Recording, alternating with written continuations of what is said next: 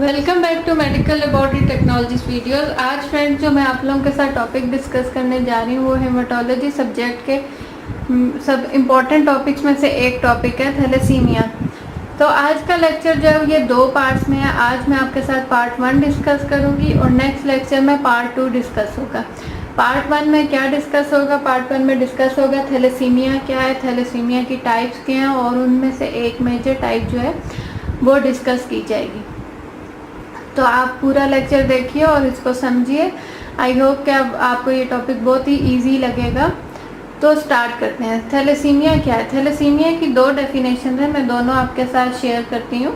सबसे पहले तो ये है कि thalassaemia is an inherited blood disorder in which the body makes an abnormal form of haemoglobin. या फिर दूसरी डेफिनेशन जो है वो ये है कि thalassaemia are group of disease in which defect occurs in the rate of synthesis of one or more of the globin chains of hemoglobin।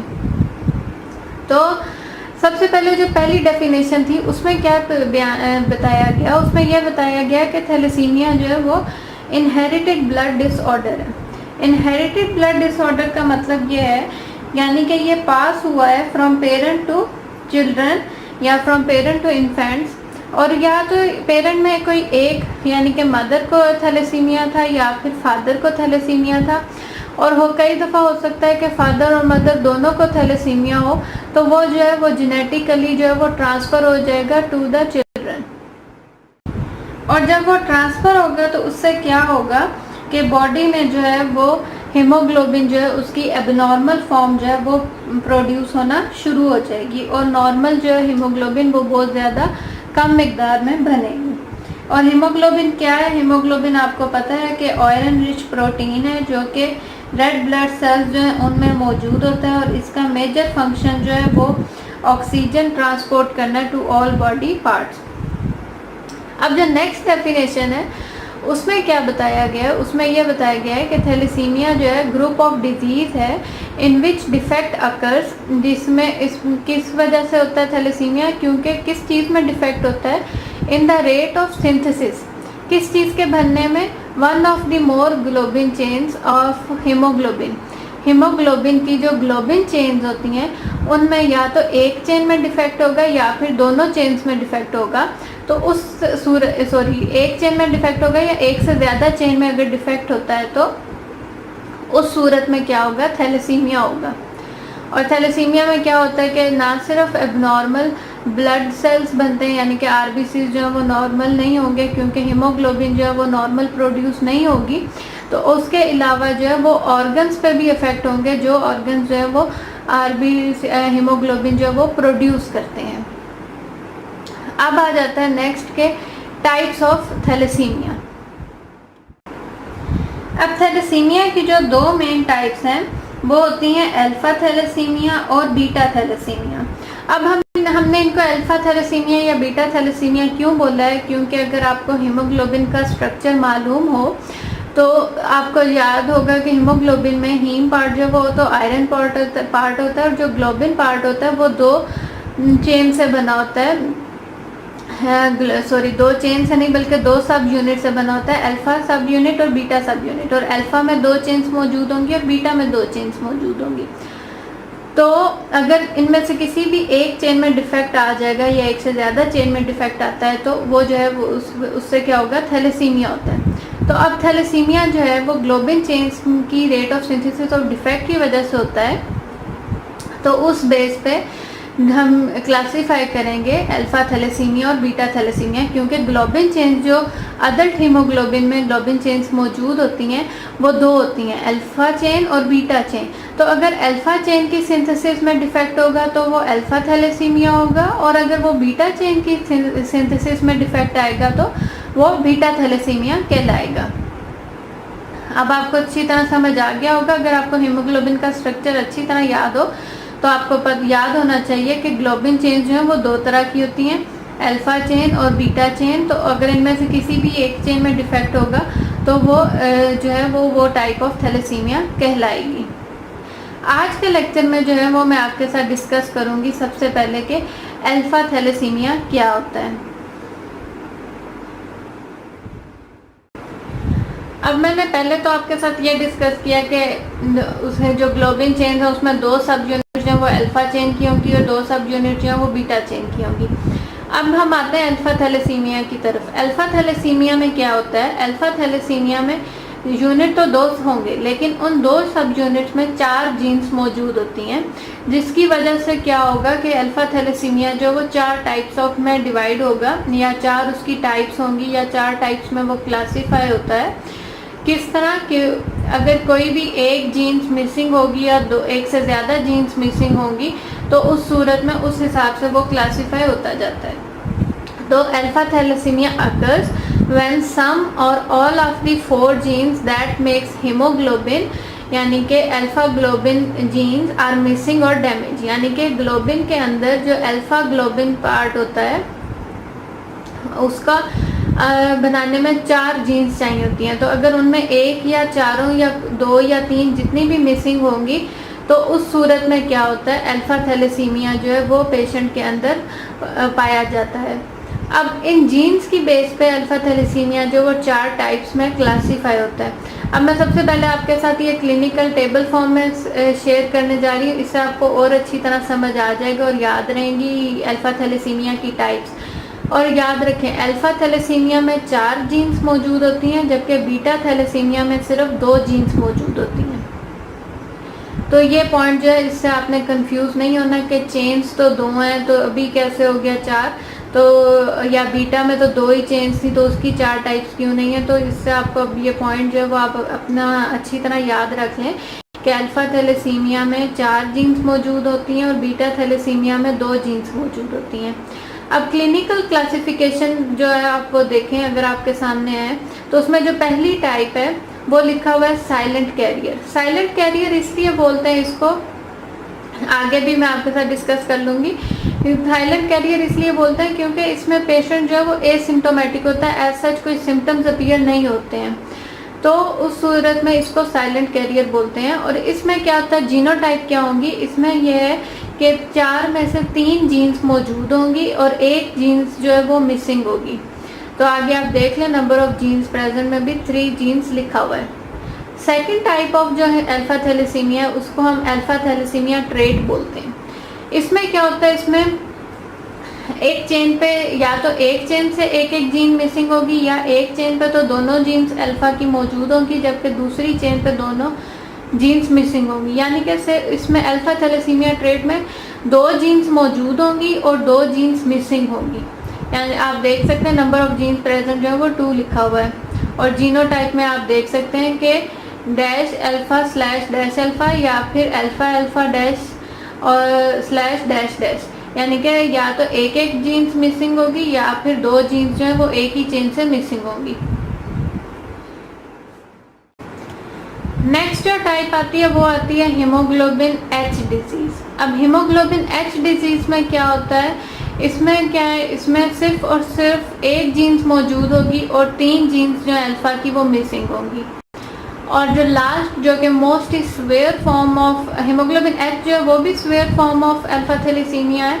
और हीमोग्लोबिन बार्स या इसको हम हाइड्रोक्सिफेटालिस भी बोलते हैं, तो ये तो बहुत ही ज़्यादा जो severe form of alpha thalassaemia, इसमें क्या होगी, इसमें कोई भी अल्फा थैलेसीमिया की जीन्स मौजूद नहीं होगी। तो आप देख सकते हैं आगे लिखा हुआ भी है कि number of genes present no. तो ये तो थी अल्फा थैलेसीमिया की 4 type, silent carrier, alpha thalassaemia trait, haemoglobin H disease, haemoglobin Bart's या इसको हम हाइड्रोक्सिफेटालिस भी बोलते हैं। तो अब आपको अच्छी तरह समझ आ गया होगा जीनोटाइप भी और नंबर ऑफ जीन्स प्रेजेंट कितनी होती हैं।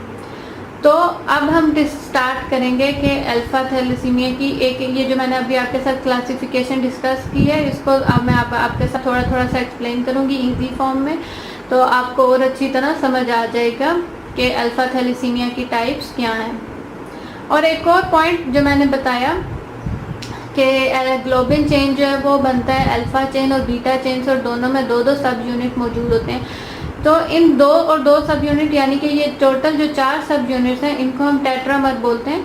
तो ये टेट्रामर वर्ड जो है वो आगे यूज़ होगा, तो आपको समझ आ जाना चाहिए कि टेट्रामर किस चीज़ की बात हो रही है। अब टाइप्स में सबसे पहले आती है साइलेंट कैरियर। साइलेंट कैरियर जैसे कि हमने जीनोटाइप में देखा था कि एक जीन्स जो है वो मिसिंग या डैमेज होगी, जबकि बाकी 3 जो है वो नॉर्मल होंगी। तो उस सूरत में क्या होता है कि नॉर्मल 3 जीन्स जो जब नॉर्मल होती हैं तो वो इतना कवर कर लेती हैं कि नॉर्मल हीमोग्लोबिन जो है वो प्रोड्यूस हो जाती है। और कई दफ़ा आरबीसी जो है वो थोड़े से स्मॉलर साइज होंगे, यानी कि माइक्रोसिटिक होंगे, लेकिन ऐसा जो है साइलेंट कैरियर वो सिम्टम तो कोई शो नहीं करेगा, लेकिन साइलेंट कैरियर होने की वजह से वो ट्रांसफ़र कर सकता है डैमेज जीन टू चाइल्ड। और वो किस तरह कंफर्म होता है? By DNA test. और साइलेंट कैरियर होने की वजह से कोई symptoms, sign and symptoms of disease हैं वो भी शो नहीं होते हैं इन पेशेंट्स में, जो कि silent carrier alpha thalassemic patients होते हैं। तो one of the gene is missing और damage and the other 3 are normal. Blood tests are usually normal and RBCs may be smaller than normal. These type have no symptoms, so being a silent carrier do not have the signs of disease but can pass the damaged gene to child, confirmed by DNA test. Next जो आती है वो है alpha thalassaemia trait. Alpha thalassaemia trait को alpha thalassaemia minor भी बोलते हैं, और इसका जीनोटाइप में आपने देखा था कि 2 जीन्स की डिलीशन होगी और 2 जीन्स जो है वो मौजूद होंगी, और वो या तो सेम क्रोमोसोम पे या फिर डिफरेंट क्रोमोसोम पे मौजूद होती हैं। तो इस सूरत में जो है वो माइल्ड एनीमिया का चांस होता है और माइल्ड सिम्टम्स शो होते हैं, जैसे कि फटीग, थकावट हो जाना, एक्सरसाइज इंटॉलरेंस, यानी कि अगर आप एक्सरसाइज कर रहे हैं तो क्विकली हाइपोक्सिया या इस तरह का कोई सिम्टम अपीयर होगा जिससे वो ज़्यादा देर टॉलरेट नहीं कर सकेगी बॉडी। तो अल्फा थैलेसीमिया ट्रेट या alpha thalassaemia minor result from 2 gene deletion either on a same और on different chromosome, and symptoms may have mild anemia and may have mild symptoms such as mild fatigue or exercise intolerance. अब next जो आती है वो आती है haemoglobin H disease. Haemoglobin H disease की genotype अगर आपको अभी याद हो, हमने डिस्कस की है, तो उसमें 3 अल्फा जीन जो वो मिसिंग होती हैं और सिर्फ एक जीन जो है वो मौजूद होती है, जिसको हम एज अ वर्किंग जीन भी कह सकते हैं। अब 3 जीन्स मिसिंग होने की वजह से क्या होता है कि बीटा चेन जो है वो ज़्यादा मिकदार में प्रोड्यूस होना शुरू हो जाती है और टेट्रामेर बनाना शुरू करती है, जिसको हम हीमोग्लोबिन एच बोलते हैं। अब क्या होता है, बीटा चेन जब एक्यूमुलेट होती है तो बीटा चेन के जो प्रेसिपिटेट्स होते हैं, जिसे हम हीमोग्लोबिन एच इंक्लूजन्स भी बोलते हैं, तो वो क्या करते हैं, वो आरबीसीज की शेप को ना सिर्फ चेंज कर देते हैं बल्कि उसके फंक्शन को भी अफेक्ट करते हैं, जिसकी वजह से क्या हो जाता है, आरबीसीज का लाइफ स्पैन जो है वो शॉर्ट हो जाता है। तो आरबीसीज का लाइफ स्पैन शॉर्ट होने की वजह से जो है ब्रेक डाउन ऑफ आरबीसी शुरू हो जाता है। इसलिए इन पेशेंट्स में मॉडरेट जो है हेमोलिटिक एनीमिया फाउंड होता है। सिम्टम्स क्या होते हैं, इस सिम्टम्स अगर तो या तो ये मॉडरेट होंगे या मॉडरेट से सीवियर फॉर्म ऑफ सिम्टम्स हो सकते हैं अगर प्रॉपर ट्रीटमेंट नहीं ली जाएगी।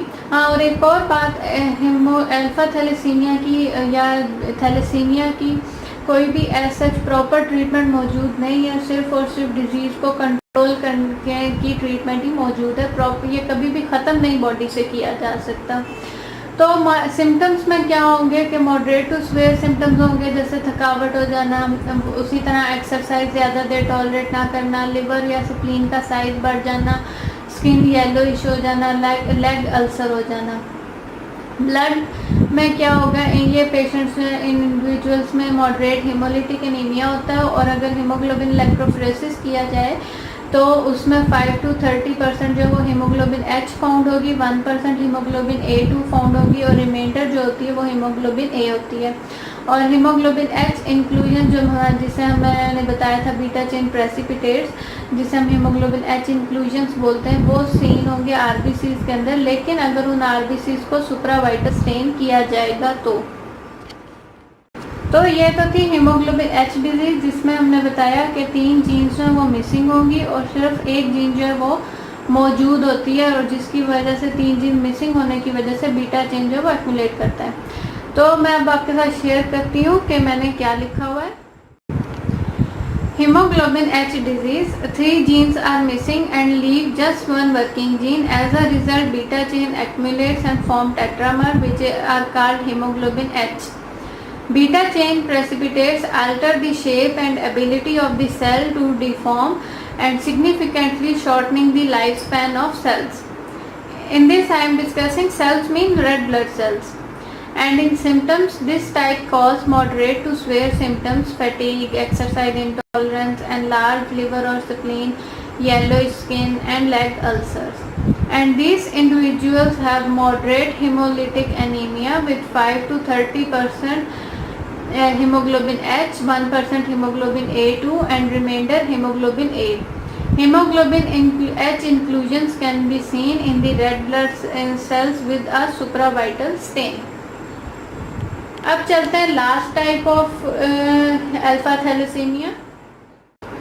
सबसे लास्ट में जो फोर्थ टाइप है वो है हाइड्रोप्स फिटेलिस। हाइड्रोप्स फिटेलिस जो है इसको हम हीमोग्लोबिन बार्स भी बोलते हैं। तो जैसे कि इसको आपको याद होगा जीनोटाइप उसमें हमने देखा था कि इसमें कोई भी जीन्स जो है वो मौजूद, अल्फा जीन्स कोई भी मौजूद नहीं होती है। तो ये जो है फिर इसकी वजह से क्या होता है कि ये most clinically severe form of alpha thalassaemia है, क्योंकि इसमें टोटल एब्सेंस अल्फा चेन्स की। तो इसमें अब हीमोग्लोबिन बार्स जो है वो टेट्रामर बनाता है ग्लोबिन चेन्स गैमा चेन्स का।